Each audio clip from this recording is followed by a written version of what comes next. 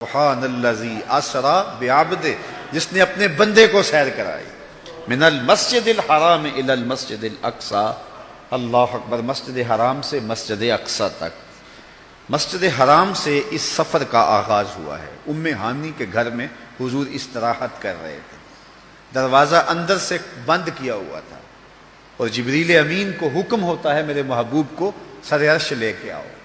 تو جبریل حاضر خدمت ہوئے تو دروازہ بند پایا، عرض گزار ہوئے مالک کیا کروں؟ کہا کہ تو نے دروازے کو دستک نہیں دینی کہ میرا محبوب تیرے لیے اٹھ کے دروازہ کھولے۔ اللہ اکبر، تو مالک کیا کروں؟ کہا چھت سے سوراخ کرو، اور جبریل نے چھت سے سوراخ کیا اور وہاں سے سمٹ کے حضور کے قدموں میں آ بیٹھے۔ صحیح حدیث میں آتا ہے جبریل کے 600 نوری پر ہیں، ایک پر کھولے تو شرق سے لے کے غرب تک، شمال سے جنوب تک پھیل جائے، اور اتنے بڑے بڑے 600 پر، تو 600 پر جس جسم پہ ہوں گے وہ جسم کتنا بڑا ہوگا۔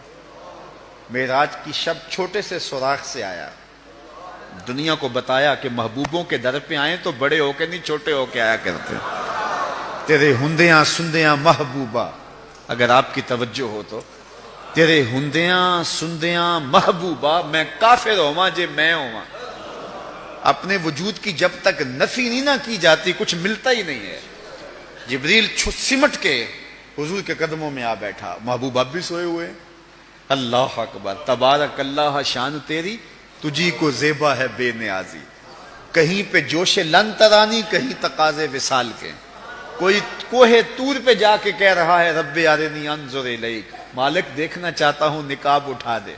جواب ہوتا ہے نہیں نہیں تم نہیں دیکھ سکتے، اور ادھر محبوب سویا ہے، جبریل حاضر خدمت کھڑا ہے۔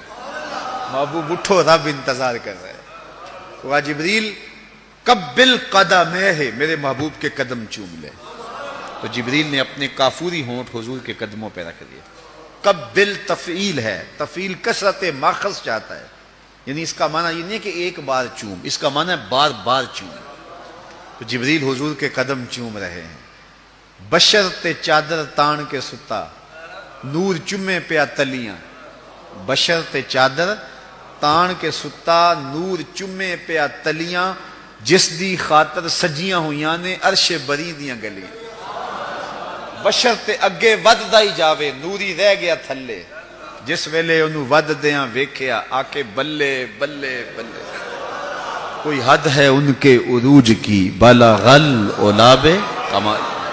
حضور علیہ السلام کو ام ہانی کے گھر سے حتیم میں لایا گیا، صحیح حدیث ہیں۔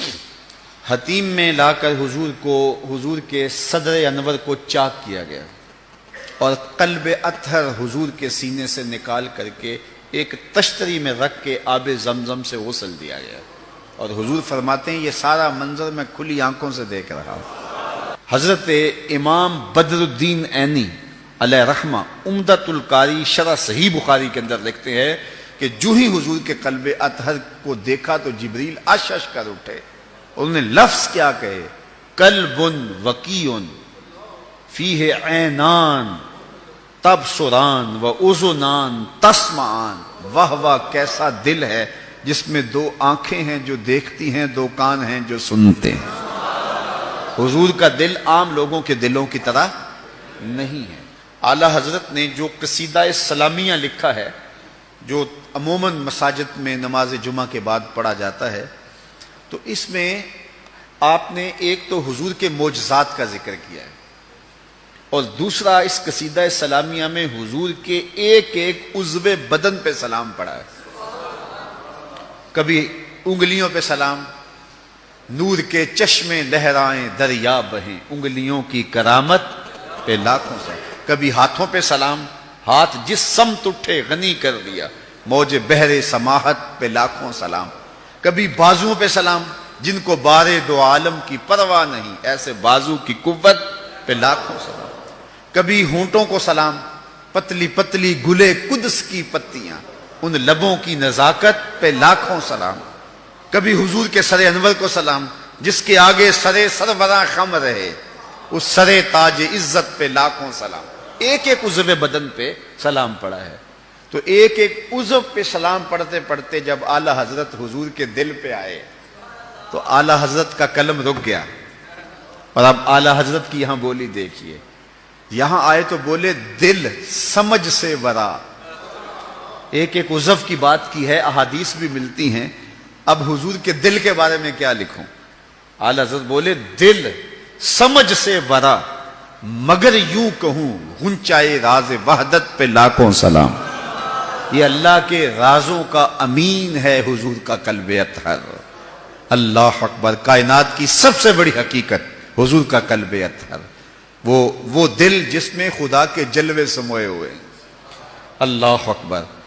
حضور فرمایا تنام عینایا ولا ینام قلبی. لوگوں سنو, میری آنکھیں سوتی ہیں, میرا